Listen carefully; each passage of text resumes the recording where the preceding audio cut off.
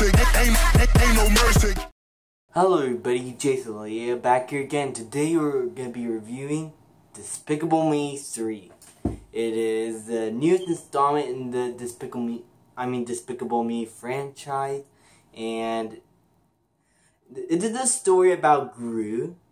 He gets fired from his job because they're the new villain in town. I forgot the name is. And he's like this 90s dancer villain who steals a jewel.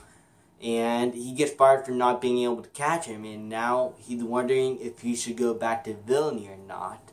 And he figured out that he had the long lost brother, so he goes out to visit him. And then our adventure starts from here with these two characters getting to know each other. Now, to be honest, I'm not that much of a Despicable Me fan. I mean, I did enjoy the first two, but I still think they're passable movies. I mean, I liked them, but I didn't see any reason to go back and watch them again. I'm not like in the Despicable Me hype fan or something.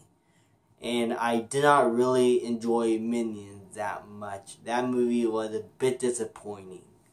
So I was having some concern going to this film because it might end up being a little worse than Minions or a little better.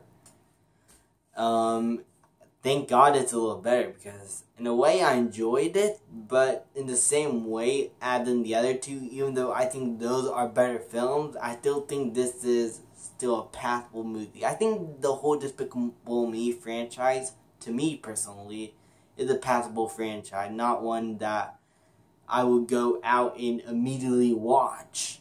But I think kids will enjoy this, but yeah, there is a lot of problem with this. I mean, let's start with the positive first, because I'm nice. The animation, always great. Illumination pictures have always banged the drums with their animation. It is different. It's a different type of animation style that they use. Something different from Pixar. And it really works within this world. And Steve Carell as Gru, fantastic. I love his accent.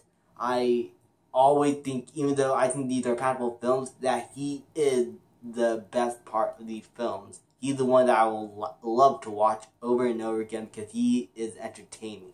Kristen Wiig as the girlfriend, I forgot her name. I'm bad with names in the Despicable Me movies, but she was good. I mean, I liked her in the second one, and I still liked her here. And I really liked their character and their relationship. Gru and his wife, kind of his wife. And his long-lost twin brother, when he finds him, there isn't that much of him. There isn't that much to their relationship shown on screen. But what they did with that amount of time, I think they did a pretty good job. And the humor also works really well. The Despicable Me films always knocked it out of the park with their humor.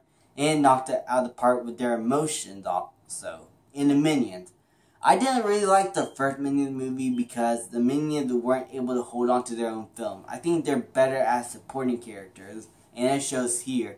They are literally the best part of this film. They're the prison sequence where they're just dancing around, acting all cool. It is really funny, probably the best part. And the action is also really well animated and really fast paced. My problems, though, have to be with the emotional core. It mostly relies on humor, and therefore, it is not as emotional as the scene will get. Unlike the first two, which have a lot of emotional moments, and you really understand the story. But in here, every emotional moment has to be interrupted by a joke, which is something that really ruined the scene a bit.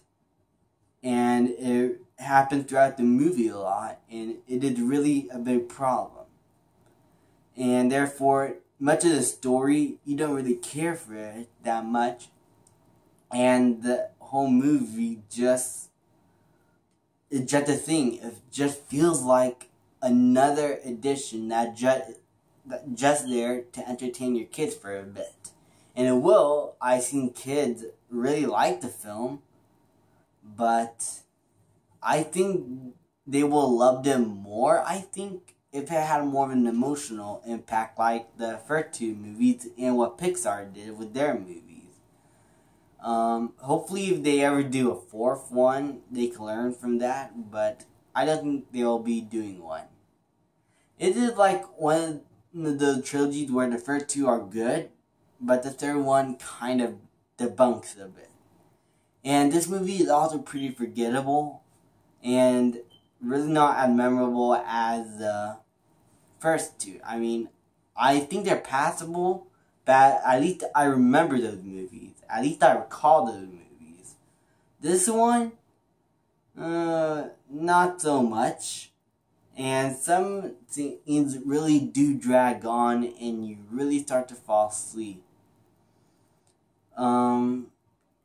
Final verdict, I would have to say Despicable Me 3 is a okay addition to the franchise. It is certainly better than Minions, but doesn't really reach the height of the first two. I think kids will enjoy it, parents will just think it's passable, and to me, I expected a lot more for this film, and I'm going to give it a C+.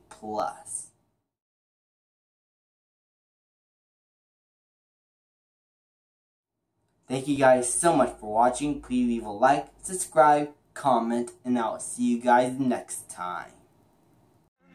The flame, I torture you. I'm a slave to your game.